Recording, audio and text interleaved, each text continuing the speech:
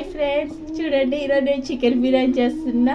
దానికి సంబంధించిన ఐటమ్స్ అన్ని వాటర్లో వేసి రైస్ వేయడానికి తయారు చేస్తున్నా. చికెన్ కావాల్సిన ఐటమ్స్ అన్ని సాల్ట్, పసుపు, కారం, ధనియాల పొడి, గరం మసాలా, అల్లం వెల్లుల్లి పేస్ట్, బిర్యానీ మసాలా, చికెన్ మసాలా.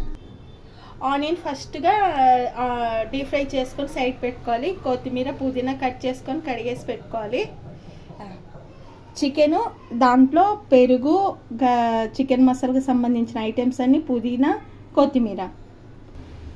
ఇందాక చెప్పాను కదా మసాలాస్ అన్నీ, ఇవన్నీ చికెన్లో వేసేసుకొని కలిపేసుకోవాలి. కలిపేసిన తర్వాత అంత బాగా మసాజ్ చేసేసి ఫ్రిడ్జ్లో పెట్టేసుకుందాం.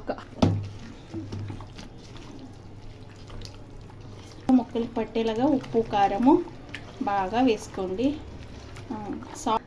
బిర్యానీ రైస్ని ఫస్ట్ రైస్ నానబెట్టుకోవాలి, కడిగేసి నానబెట్టుకోవాలి. తర్వాత ఈ ఎసిడ్లో పోసేసుకోవాలి. రైస్ తగినంత 70% రైస్ ఉడకాలి. ఎసరైతే కాయింది, రైస్ వేస్తున్నాను చూడండి.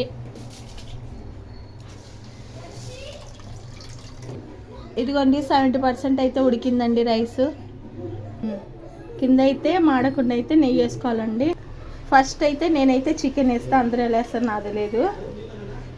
బోన్ ముక్కలు మాత్రమే వేస్తాను. ఫస్ట్ లేయర్ అయితే ఇలా వేసుకోవాలి. కొంచెం కొత్తిమీర, పుదీనా, తర్వాత కొద్దిగా ఆనియన్, డీప్ ఫ్రై అయిన ఆనియన్.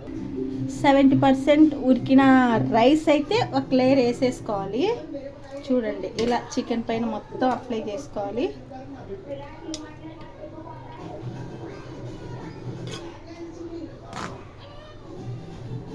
ఇలా అయితే వేసేసుకోవాలి. అన్నం ఎక్కువ అవుతుందేమో కదా, కాదంట. ఇంకా లేయర్ అయితే మళ్ళీ చికెన్ ఉంది కాబట్టి మిగతాది రైస్ పైన ఈ చికెన్ ముక్కలు వేసేసుకోవాలి. Boneless piece. వీలైతే ఉన్న గ్రేవీ కూడా దీనిపైన వేసేసుకోండి. మళ్ళీ పుదీనా, కొత్తిమీర, డీప్ ఫ్రై అయిన ఆనియన్. ఇది 2 స్పూన్స్ నెయ్యి వేసేయండి.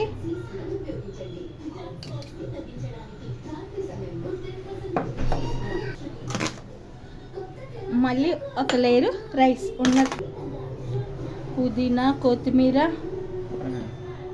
ఆనియన్, డీప్ ఫ్రై అయిన ఆనియన్, హాఫ్ నిమ్మకాయ ఇలా పిండేసుకోండి.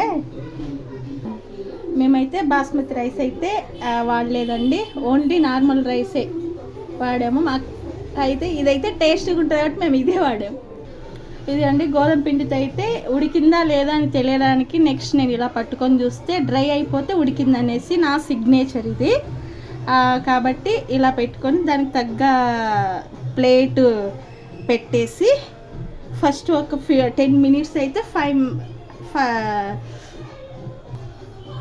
హై ఫ్లేమ్లో అయితే పెట్టాలి. 25 to 30 మినిట్స్ లో ఫ్లేమ్ పెట్టాలి.